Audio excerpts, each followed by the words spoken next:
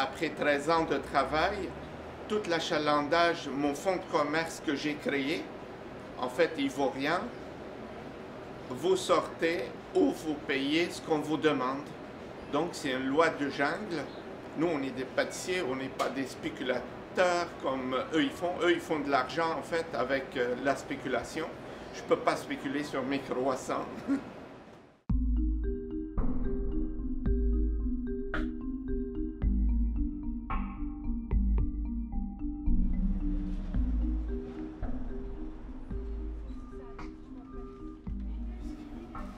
Alors, je suis ici depuis 2006 et les nouveaux propriétaires de l'immeuble, c'est une agence immobilière en fait, Scheller Living, qui demande le loyer élevé.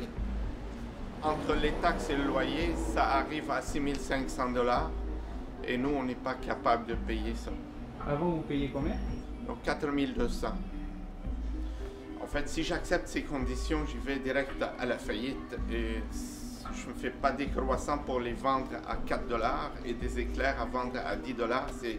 Personne ne n'achète ces prix-là. Ce qui fait la magie, puis ce qui a attiré vraiment beaucoup le monde dans le Myland, entre autres, c'était la vie de quartier, la richesse de la vie de quartier, puis l'implication des citoyens dans le quartier, mais aussi dans les commerces. Et tranquillement, ça s'effrite tranquillement parce que tu as des gros propriétaires qui viennent puis qui achètent, clac, clac, clac, clac, les gros immeubles. Je ne suis pas le seul. La rue est presque déjà vide.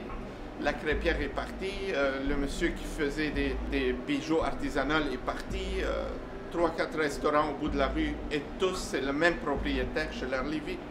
Je comprends qu'eux, ils veulent vider les locaux parce que c'est un jeu fiscal, en fait. L'immeuble a pris une valeur de 850 000. La municipalité a augmenté la valeur à 1 500 000.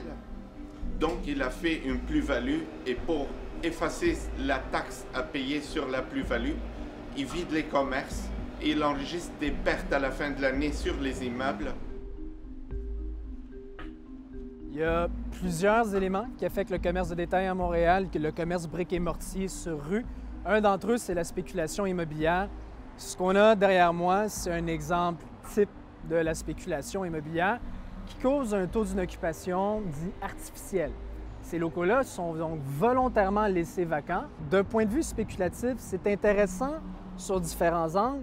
Le premier étant qu'évidemment, on peut déclarer une perte. Quand on est un très grand propriétaire immobilier, de laisser quelques locaux vacants parce qu'on n'est pas capable de trouver un locataire à la pleine valeur qu'on souhaite aller chercher, donc encore plus cher que ce que le marché est capable de soutenir, ça peut devenir intéressant de déclarer une petite perte et attendre McDo ou un Tim Hortons ou un Starbucks qui est prêt à payer 2 fois le prix du marché. On ne peut pas vampiriser une artère en mettant que des restaurants. C'est sûr que c'est souvent plus payant pour un propriétaire d'avoir des restaurants qui sont prêts à payer plus. Mais en bout de ligne, si c'est pour avoir enlevé la petite librairie de quartier où les gens se réunissaient, faisaient des lancements de livres pour enfants, pour familles, le petit barbier qui connaissait tout le monde, le magasin de vêtements, la fruiterie, si c'est pour enlever tout ce qui représente véritablement les valeurs du quartier pour mettre autre chose, implanter autre chose, bien, c'est les résidents en bout de ligne qui perdent dans la qualité de vie. Tout le monde, ils viennent nous dire toutes nos sympathies. On perd notre dernier pâtissier dans le Myland. Je suis le dernier. Comme pâtissier, il n'y en a plus. Tous des supermarchés, des bannières de marques.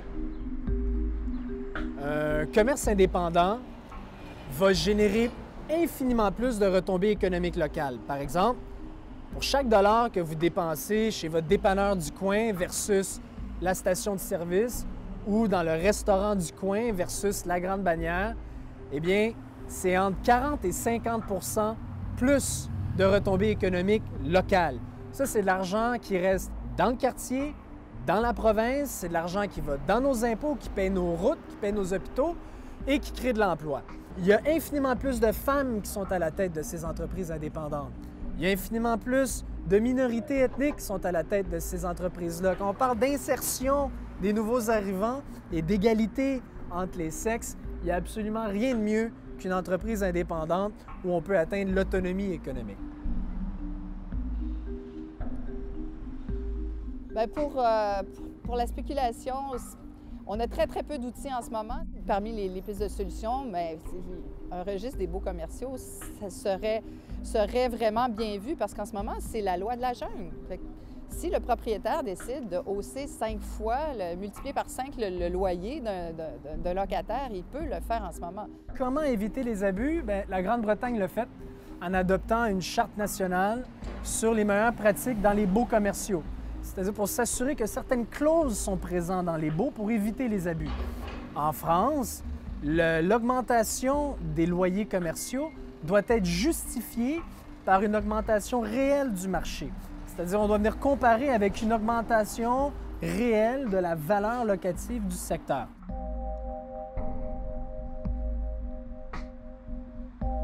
Plutôt que de se demander est-ce qu'on doit agir ou pas, c'est est-ce qu'on peut se permettre de ne pas agir et d'attendre qu'il soit trop tard, comme l'a fait la France, comme l'a fait la Grande-Bretagne, pour ensuite débloquer des sommes faramineuses pour sauver le commerce. Ça mérite qu'on se pose la question. Là, j'ai trouvé en dehors à Saint-Jean-sur-Richelieu un local et on a commencé notre déménagement là-bas. On quitte complètement Montréal et on perd tout ce qu'on a créé pendant 13 ans ici.